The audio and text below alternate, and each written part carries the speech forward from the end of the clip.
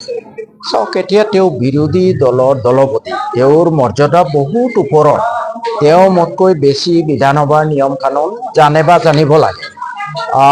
বিধানসভাৰ অধ্যক্ষ আনকুৱেশ্যনেবল, তেওঁৰ কোনো কথাত প্ৰশ্ন কৰিব নোৱাৰি।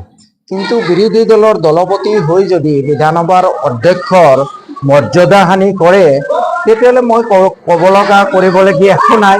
সেইটো বিধানসভাৰ অধ্যক্ষ মহোদয়ে বিবেচনা কৰিব। মোৰ ফাৰ্ষ্ট প্ৰিফাৰেঞ্চ থাকিব কংগ্ৰেছ দলৰ পৰা, কিন্তু মই দিয়া 5টা প্ৰশ্নৰ তেওঁলোকে উত্তৰ হয়বোধক দিব লাগিব। তেওঁলোকে যদি হয়বোধক দিয়ে, মই কংগ্ৰেছ দল এৰি বেলেগ দলত যোৱাৰ কোনো প্ৰশ্নই নাই। বৰঞ্চ তেওঁলোকে টিকেট নিদিলেও কংগ্ৰেছ দলৰ গোলামী কৰিম। কিন্তু তেওঁলোকে মুনাফেকি চৰিত্ৰ বাদ দিব লাগিব, ফেন চিটিং বাদ দিব লাগিব। তেওঁলোকে ক'ব লাগিব যে হয়, 70 বছৰ আমি শাসনত থাকি মিয়াৰ প্ৰতি অন্যায় কৰিছোঁ, আমি তাৰ কাৰণে ক্ষমা খুজিছোঁ, আৰু ইয়াৰ পিছৰ শাসনত আহিলে মিয়াৰ প্ৰতি আমি ন্যায় কৰিম, মিয়াৰ প্ৰতি অন্যায় নকৰিম। এইটো ক'ব লাগিব। তেওঁৰ মোৰ প্ৰতি কোনো ক্ষোভ নাই। ক্ষোভ হ'ল তেওঁৰ নেতৃত্বৰ ওপৰত কাৰণে। তেওঁ বিচাৰে অসমৰ সংখ্যালঘুৰ এজন অপ্ৰতিদ্বন্দ্বী নেতা হৈ থাকিবলৈ। যদি কোনোবাই, কিন্তু তেওঁৰ মাথাটোহে ডাঙৰ, মাথাত খালি কুবুদ্ধি আছে, ভাল বুদ্ধি নাই।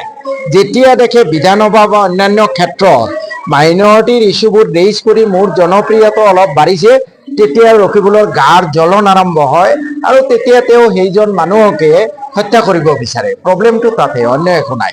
পুৱা বা যিমান যি অপকৰ্ম চলি আছে, তাৰ মূল নায়ক হ'ল আমাৰ বৰপেটাৰ SP হিমন্ত বিশ্ব শৰ্মা, সুশান্ত বিশ্ব শৰ্মা। তেওঁ প্ৰতিটো ঠাইত আপোনালোকে যাওক, য'ত য'ত যোৱা চলি আছে, 10 লাখ, 20 লাখ, 30 লাখ, 40 লাখকে টকা লৈ আছে। আমাৰ ব্যৱসায়ীবোৰক হেৰাচমেণ্ট কৰি আছে।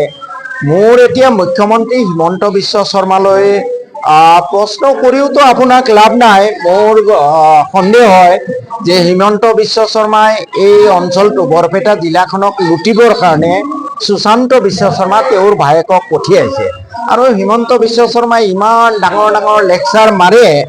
এই হিমন্ত বিশ্ব শৰ্মাৰ ভায়েক সুশান্ত বিশ্ব শৰ্মাই বৰপেটা জিলাত জুৱাৰ নামত, ড্ৰাগছৰ নামত কোটি কোটি টকা মাহেকত ইনকাম কৰি আছে।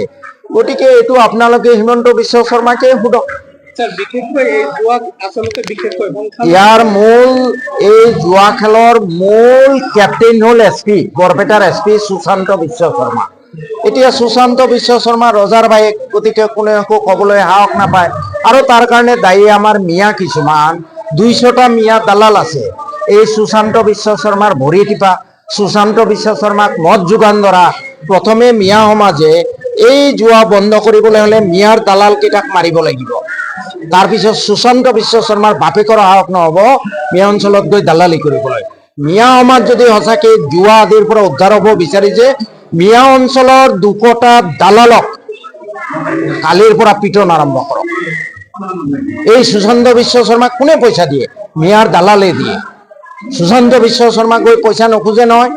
সুশান্ত বিশ্ব শৰ্মাক মিয়াৰ দালালে ভৰি টিপি দিয়ে, মদৰ যোগান ধৰে। লাজ চৰম নোহোৱা মিয়া জনগোষ্ঠীয়ে এই মিয়া দালালৰ ওপৰত প্ৰথমে ব্যৱস্থা লয়।